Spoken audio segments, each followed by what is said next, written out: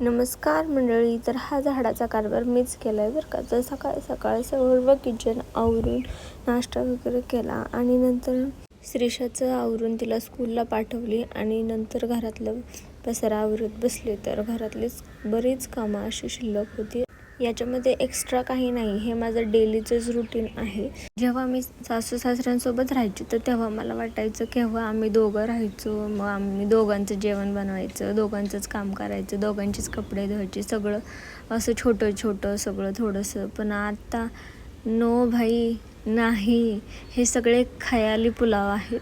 असं काही नसतं. दोघं जरी असलो आणि तिघं जरी असलो तरी काम मात्र भरभरून पडतं. इंटेरियरमधल्या सगळ्याच गोष्टी अजून घ्यायच्या बाकी आहेत. फक्त जेवण करण्यापुरताच संसार आमच्याकडे सध्या आहे. तर त्यानंतर सगळं कामावरून आम्ही गेलो झाडे लावण्यासाठी. तर या झाडांना मी बोलले थोडासा आराम करा, आयुष्यभर तुम्हाला उभाच राहायचे, पाय दुखून येतील. तर त्यानंतर शेजारच्या ताईंनी सांगितलं की झाडांच्या खाली कडुलिंबाचा पाला टाकायचा, म्हणजे त्याला किडे लागत नाहीत. तर हे खरं का, मला कमेंट करून नक्की सांगा. कारभारींचा लय जीव आहे बरं का झाडांवर. तर एखाद्या टाईमला शेळ्यांनी कोणी झाडांना थोडंसं जरी खाल्लं तरी माणूस जेवणच नाही करत.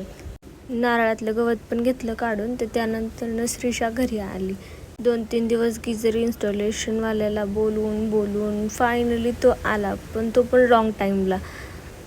श्रीषाने तेवढा पराठा संपवला आणि मला जग जिंकल्यासारखंच फील. केक खाल्ला आणि श्रीषाचा स्टडी घेतला थोडा. तर तिचा स्टडी घ्यायचा म्हटल्यावर मोठं स्ट्रगल आहे. तर ती एका टेकमध्ये कधी करत नाही, तर 2-3 टेकमध्ये करावं लागतं.